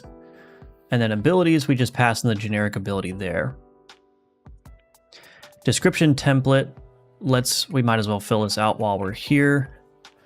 Keywords dot bleed dot capitalized applied by this item is guaranteed to crit. Okay. We don't have any description template parameters, so we can get rid of that. Card Wendigo guarantee bleed crit. And we're also going to make this is innate is true. Okay, let's rename this to guarantee bleed.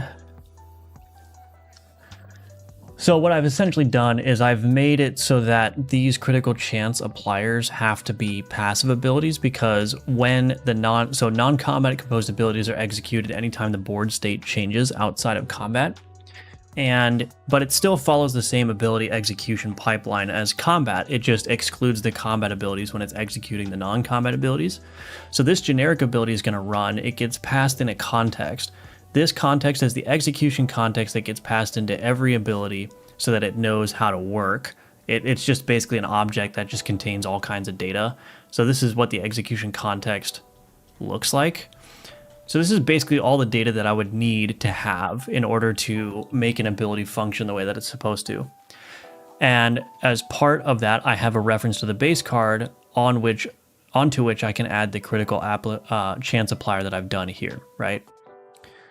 So I'm just registering that, and that critical chance applier, that list gets cleared every time this reset non-combat modifiers gets called. So it's just going to clear it, and then it will be reapplied if it's still valid. Otherwise, it will just remain empty. And this actually makes sense because this generic critical chance applier, this is not an ability. It doesn't extend base card ability. It's just a function. So that actually makes sense because now this is not an ability, and I don't need to worry about treating it as such. So this might actually be the best approach here. So now that I've got that, I do have to update everywhere where I'm calling this apply critical chance. Now I'm a little worried that this is not going to work. Apply critical chance this. I mean, it should work. It should work. So basically everywhere where I'm using apply critical chance, this needs to be updated. So buff applicator, this becomes this. Okay, damage, this becomes this. Damage shield, this becomes this. And actually, I may be able to simplify that even more. This. This. This. This. Yeah, I can actually probably enforce this to be an I ability magnitude instead. And then this just becomes ability.get magnitude. Now this will have to change, which is fine. That should just work. I ability magnitude, because it makes sense, because only abilities with magnitude, which are I ability magnitude abilities, those are the only things that can actually crit. So just change this everywhere. And the beautiful thing is that the Wendigo should still work because it can still check if the ability is a bleed here, even though this is coming in as an I magnitude ability. Okay, so let's just try it. Let's just do ability builder.bleed 5. Okay, whew, that was quite an ordeal, but I think that will be the correct approach. Currently playing the game, awesome. Watching this gives me such excitement and dread for making abilities for my own game. It is pretty difficult. It is pretty difficult. But, you know, you just try to systematize things as much as possible so that you can just basically try to create a framework for yourself so you can just create new abilities like this. The only reason this ability is hard is because I'm adding a new feature to the code base, but there are like hundreds and thousands of potential abilities that I can create without adding any new stuff. Just using the functionality that's been built. It's just I'm always thinking of new abilities that like need a slight change to how the code works, but that's okay.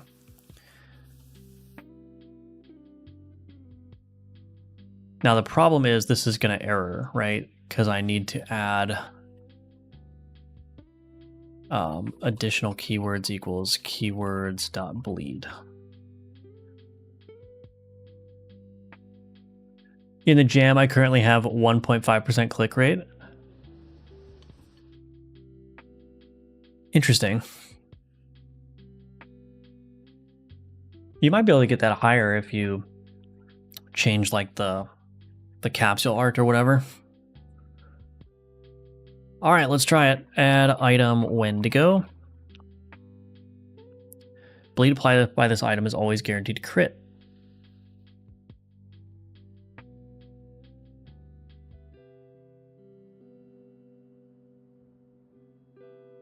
So what I should see is I should see 12 bleed applied every time.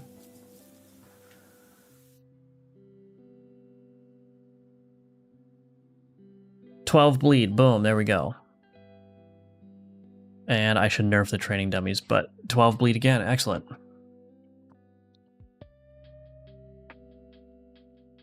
Let me think.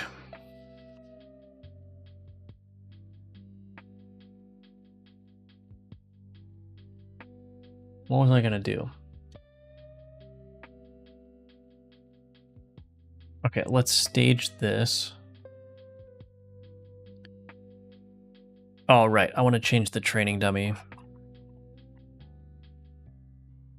Let's just change this to 1 damage, so I'm not dying. May have to create some new art. Yeah.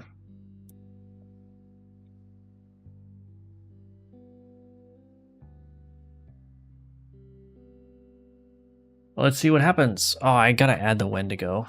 Add item Wendigo. So let's just see bleed if bleed happens every time. At 12, there's 12 there. 24 there. 36. 48. The next one should be 60. Then 72. Then 84. Then 96. Then 108. Then 120. 132. Oh, they did bleed damage themselves because they... Oh, interesting. The self-damage causes them to take bleed damage as well. But this says crit every single time, which is good.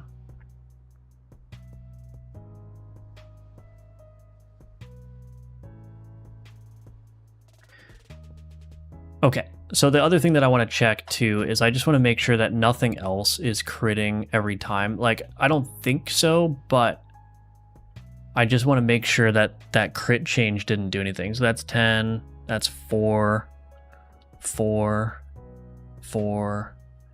So now there's other thing I want to do is I want to try add item blood bulb.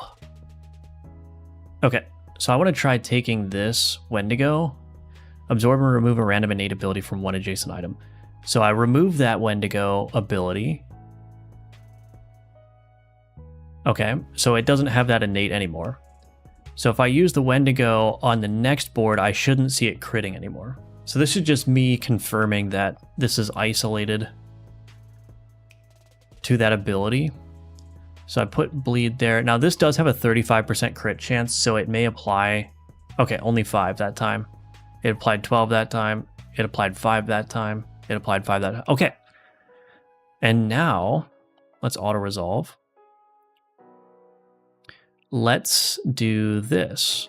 Let's add item dagger.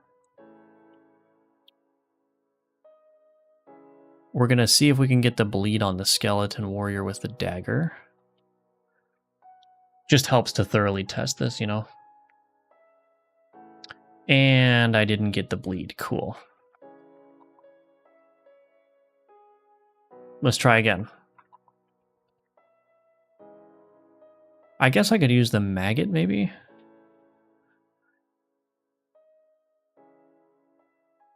Okay. Well, this guy has bleed now. So let's see.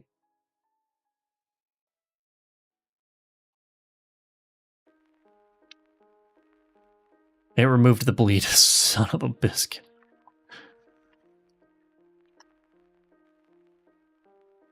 Okay. We're just gonna add that. Add item corrupted rose.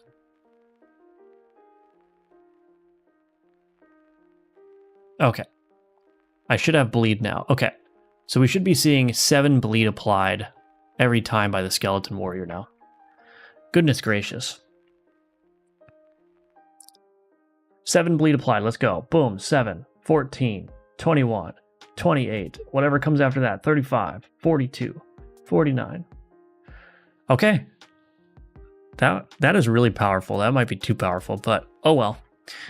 We'll ship it. We will ship it. And actually what I'll do is I'll nerf the bleed applied here.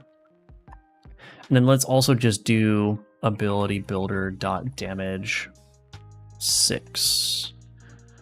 So because this ability is so strong, we're just going to go easy on the default bleed on it. But I think that's basically it. I mean, that's what's nice about creating these items is, like, generally speaking, I only have to really add one new ability that is not quite the same as any other item. And then I can just slap on whatever abilities might fit, you know, like not every ability needs to be unique to that item. I am trying to make it so that each item has at least one ability that is not found on any other item. That doesn't mean that there's not going to be multiple items with fire or whatever, but it means like the way that that fire is applied might be different than how anything else applies fire, right? So it might be like this item applies fire for every time you healed, right? And that might be the only item in the game that has that particular interaction. But other items might be like add fire every time bleed is applied, right? So it's similar in structure, but it's not similar in like the details, right? That's how I'm trying to approach it anyway. Because I think it's not enough just to have like a bunch of different art, right? Like the items need to have something that differentiates them. And also that just gives you alchemy fodder too, right? Like it's just, it gives you a way of getting like your build to be exactly what you want it to be.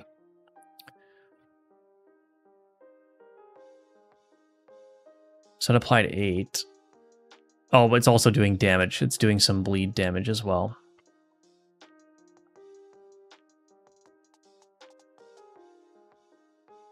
So I may actually reduce the crit the crit bonus on this just a little bit as well. And maybe the crit, maybe I'm just going to set the crit chance to 0. I think it having a high crit chance as well as that innate is a little bit too strong. So we'll set the crit chance to 0, we'll reduce the critical bonus a little bit. So this will have to be an item that if you want to make the most use out of that innate passive, you're going to have to build it a little bit. 6-7. I just did a full armor run and it was kind of cracked. Oh wow. So my friend, when he play tested it, he built a lot of armor too, but it didn't make him invulnerable. I'm kind of worried that armor is a little bit too strong, but it's possible you just got a really good run as well, right? Okay, so we add this. Goodness gracious.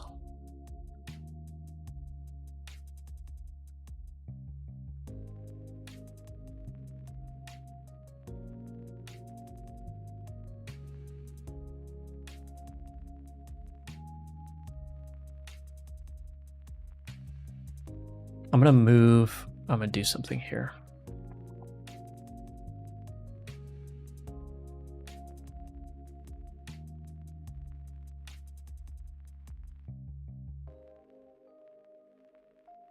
It will just move that next to that so it makes more sense. Add a Wendigo.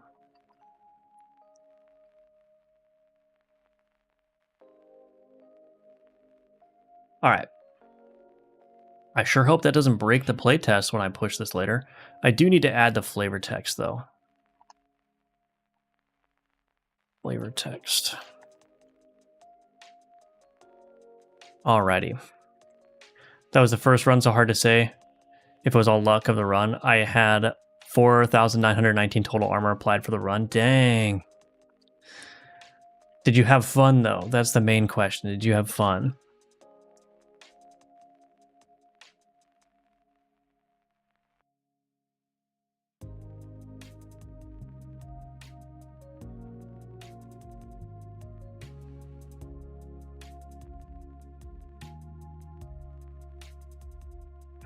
Alrighty. Well, I was thinking I might play test the game, but